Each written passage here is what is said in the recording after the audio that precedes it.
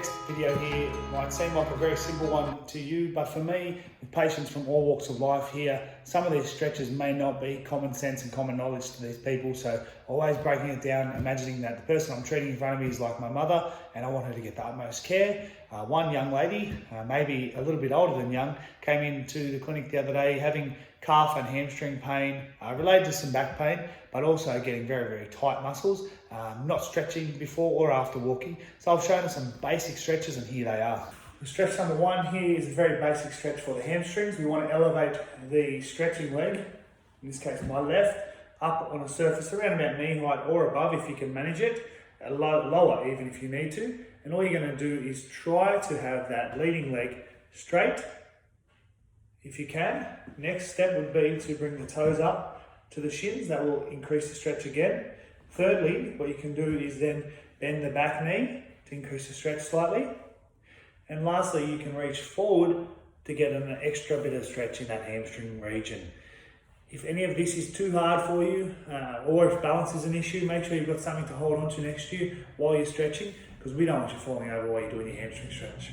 Very simple stretch number two is for the calf muscles, or the gastrocnemius and soleus muscles. This one's mainly for the gastrocnemius, one of the larger calf muscles. This is how we do it. You want to be pushing up against the wall or a bed like so. And we want that back leg to be straight with the heel on the ground. We don't want to be stretching like that. We want that heel pressed to the ground. If that's too hard for you, you can bring it forward. The further back you go, the more stretch you'll get in that calf. Okay? Stretch number two. Stretch number three here now, we're going to get up close and personal and we're going to stretch our hip flexor muscles. So, what we're going to do is be resting on the floor. If you've got knee issues, then you want to have that knee resting on a softer surface, probably a pillow or a towel would be great. If you're on carpet, that should do the job.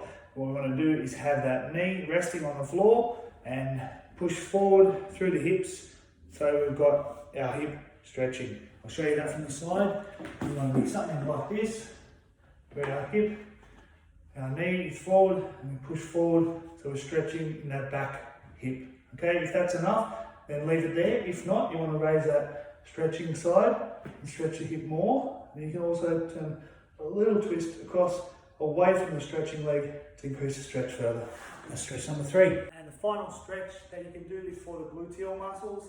I'll show you this one in two forms. First of all, lying on your back. If you can do this one, would be great. You bring the stretching leg up and across your other knee. You reach one hand through the little gap that's created and one hand around the outside. Link the fingers together and hold that position, resting the head back. Hold that. If you can do that, great. If you can't, you can do that sitting. So simply sitting right up in that position would look something like this. Leg across, leaning forward. You can push down on that knee if you've got no knee issues.